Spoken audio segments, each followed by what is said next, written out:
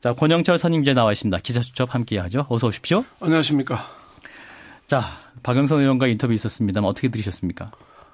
저는 박영선 의원의 인터뷰 중에 정윤회 문건 사건은 정치적인 사건이다. 이게 예. 국정조사나 청문회를 해야 된다는 얘기를 했거든요. 예. 저는 그 점에는 공감을 합니다. 네. 오늘도 정윤회 문건과 관련된 얘기를 준비를 했는데요. 예. 검찰 수사가 상당히 속도를 내고 있는 것 같긴 합니다만은 네. 아직 뭐 시원스럽게 밝혀지는 건 별로 없는 것 같고요.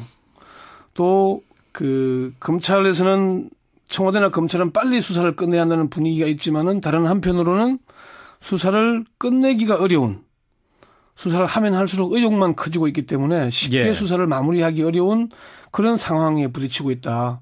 그래서 정윤회 문건 수사 왜 쉽게 끝낼 수 없을까 하는 그렇게 주제를 잡아봤습니다. 네, 쉽게 끝낼 수 없을까? 뭐 이런 문제를 제기하셨습니다만은 지금 언론에서는 벌써부터 이제 검찰에서는 그 비선 실세의 만남을 허위 사실로 결론을 내리고 있는 것 같다. 이런 보도가 나오고 있습니다만. 이미 뭐 대통령이 공식적으로 뭐 이게 뭐 찌라시에나 나오는 내용이다 이렇게 규정을 했잖아요. 예. 그러니까 그런 규정을 하고 있다 보니까 그러면 이 검찰 수사가 문건의 내용은 찌라시로 마무리 짓고, 예. 그 문건 유출에 대해서는 뭐 문건을 작성한 박관천 경정이나 조홍천 비서관 정도를 사법 처리하는 선에서 끝내지 않을까 하는 그런 이제 예측 보도들이 나오고 있는데, 예. 그렇게 한다면은 검찰이나 이 박근혜 정부 전체가 국민들의 비판과 지탄을 받지 않겠습니까? 예. 그래서 검찰로서는 좀 곤혹스러울 수밖에 없는 그런 입장이라는 얘기죠. 예.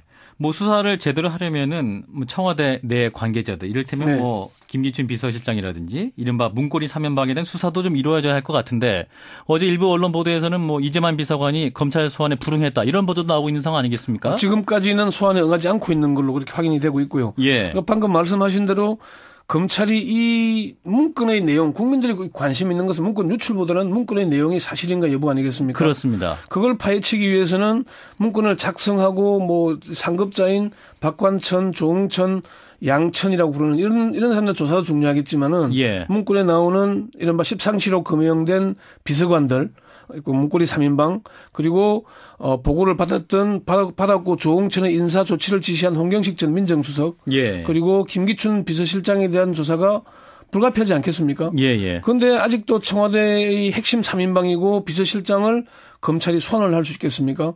또 서면 조사하면은 그게 국민이나 언론이 용납을 하겠습니까? 예. 그러니까 그런 처지에 지금 빠져 있는 게 검찰의 입장이라는 얘기죠. 네, 그런데 이제 대통령의 문건을 찌라시라고 표현을 했기 때문에 네. 영향이 있다. 이런 시각에 지금 주류를 이루고 있는데 이건 어떻게 보세요? 검찰로서는 사실 참 검찰 내부의 얘기를 들어보니까 대통령으로서는 좀 부적절한 발언이었다. 예. 이런 반응들이 많았어요. 예. 무슨 얘기냐니까 한 중견 간부는 이게 아주 매우 대통령으로서는 부적절한 발언이다. 한 간부는 수사에 도움이 되지 않는 발언이다. 이런 얘기를 하더라고요. 예. 이게 검찰 수사를 규정 짓는 듯한 발언을 대통령이 해버리면은 예를 들어 이런 겁니다. 박 대통령이 정윤회 씨가 오래전에 내 곁을 떠난 사람이다 이런 얘기를 했잖아요. 그렇죠. 그런데 정윤회 씨는 여전히 총무비서관, 청와대 현직 비서관과 통화를 하고 있는 사실을 통화를 하고 있죠. 예, 그 점을 인정을 했고요. 그리고 공직기관 비서관에게도 마음대로 전환할 수 있는 뭐 그런 관계라는 거는 여전히 정윤회 씨가 박근혜 대통령의 주변에 머물러 있다는 걸 반증하는 거잖아요. 예. 그러면 대통령의 확정적인 발언이 뭔가 흔들리기 시작하면은 그동안 대통령이 해왔던 발언들이 국민들로부터 신뢰를 받지 못하게 되지 않겠습니까? 그렇습니다. 그러니까 대통령이 이런 발언은 아주 조심스럽게 해야 되는 것이고 검찰 수사가 진행 중이면은 검찰 수사를 지켜보자는 정도 뭐 아주 원론적인 얘기를 할 수밖에 없는 건데 예. 너무 지나치게 앞서가는 게 아닌가. 그래서 이게 검찰로서는 대통령의 발언대로 수사 결과를 내놓으면은 저거 봐라. 대통령이 시키는 대로 했구나. 예. 그럴 거 아닙니까? 예. 그렇다고 대통령이 발언을 전면적으로 뒤집고 나오자니까 그것 또한 부담스럽지 않겠습니까? 예. 현재 그런 처지에 빠져 있다는 얘기죠. 예. 그렇기 때문에 검찰이 이러한 정윤회 문건에는 수사를 하려면 네. 뭐 지금 방향은 빨리 끝날 것처럼 보이지만 결국은 쉽게 끝나기 어렵다. 뭐 이런 말씀이신 거네요. 그렇습니다. 검찰 내부에서 정윤회 문건 수사를 두고 사약이라고 표현합니다. 사약이요? 한 검찰 중견 간부가 그 얘기를 하더라고요. 예. 이 사건 자체가 검찰로 넘어온 순간 검찰은 사약을 받은 거다. 예. 이게 검찰로 올 사건이냐. 조금 전에 박영선 의원 인터뷰에서도 이건 정치적 사건이다라고 얘기를 했잖아요. 예. 바로 그 의미와 같은 겁니다. 그래서 저는 이 검찰 수사가 쉽게 끝날 수 없는 이유를 한 3가지 정도로 분석을 해봤는데요. 예, 예. 첫 번째는 정윤회 씨를 처벌할 근거가 없다는 점입니다. 근거요? 정윤회 씨와 관련해서 거론된 의혹들은 다 국정농단이잖아요. 그렇습니다. 민간인의 국정농단을 처벌할 법적 근거는 없습니다.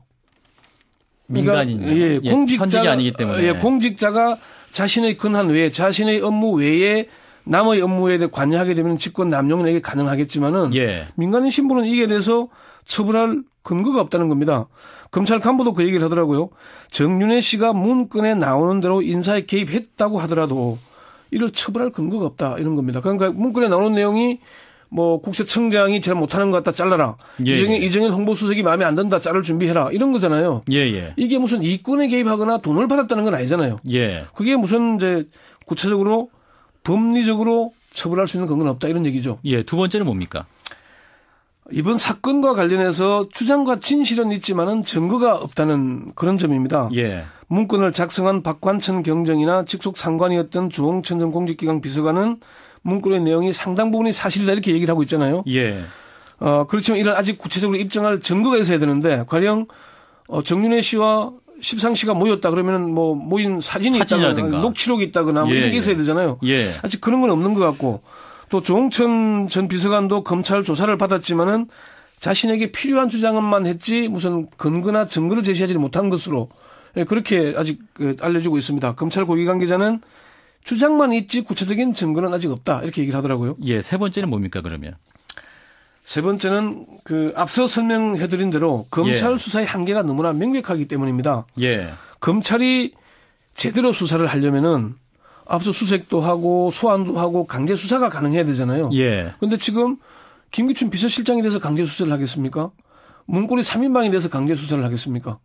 그러니까 지금 딜레마가 검찰이 정윤회 씨에 대해서 압수수색을 할 수도 없고, 예. 청와대 내부에 대해서 압수수색을 할 수도 없는 그런 상황입니다. 국민적 의혹을 해소하자면은 이 부분을 분명히 하고 들어가야 되는데 예. 이런 수사도 없이 수사를 끝내면은 국민들이 검찰이 제대로 수사했구나. 예. 검찰 수사 잘했다. 이런 얘기를 하겠습니까?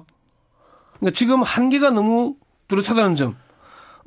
아까 말씀드린 대로 이재만 총무비서관은 소환에 응하지도 않고 있고. 예. 그럼 이 상황을 검찰이 어떻게 타개할 것인가? 과거에 제가 김영삼 전 대통령의 아들 김현철 씨 사건도 있었잖아요. 예, 권력형 비리 사건이요. 예. 한보 비리에서 김현철 씨 비리로 수사가 넘어갔는데, 네. 김현철 씨 비리 의혹은 한보와는 아무런 관련이 없는 것이었습니다. 수사 결과. 예. 이른바 표적 수사를 한 것이죠. 네. 김현철 씨의 비리 의혹에 대해서 먼지 털듯이 탈탈 털은 겁니다. 예. 그럼 정윤회 씨에 대해서도 검찰이 그 정도 수사를 할 수 있는가? 과거 노무현 전 대통령에 대한 수사를 하듯이 검찰이 정윤회 씨의 관련 의혹에 대해서 그런 정도의 강도 높은 수사를 할 수 있다면은 예. 정윤회 씨의 비리를 찾아내지 못할 것도 없을 겁니다. 예. 그럼 그렇게 할 수 있겠는가 하는 점이 지금의 한계고, 그럼 그게 과연 검찰의 수사 의지만으로 가능한 문제냐? 예. 그게 남지 않겠습니까? 그러니까 검찰의 수사 시작부터 어떤 대통령의 발언이 있었기 때문에 시작부터 한계가 있다. 뭐 이런 말씀이신 것 같고. 그 둘째로 그 문건 내용에 대한 확인 차원에서 수사가 이루어질 수 없습니까? 이를테면 뭐 어떤 자리를 위해서 7억이 필요하다. 뭐 이런 내용도 있었잖아요. 그러니까 정윤회 씨 관련 의혹에 있어서 이제 정윤회 씨를 만나려면 7억을 준비해야 된다거나 어떤 뭐 대기업 행사에 뭐 직접 뭐 가명으로 관여했다거나 이런 의혹들도 있잖아요. 예. 그러면은 검찰이 과거 김현철 씨를 수사하듯이 아니 노무현 전 대통령을 수사하듯이 정윤회 씨의 관련 의혹을 먼지 털듯이 탈탈 털 수 있겠느냐. 털 수 있다면은 뭐 정윤회 씨 관련 비리 의혹이 나오지 않으리라는 법도 없겠죠. 예. 그게 이제 우리가 지켜봐야 될 관전 포인트다. 저는 이렇게 말씀드리는 겁니다. 네. 여기까지 듣겠습니다. 기자수첩 권영철 선임기자와 함께 들어봤습니다. 고맙습니다. 네.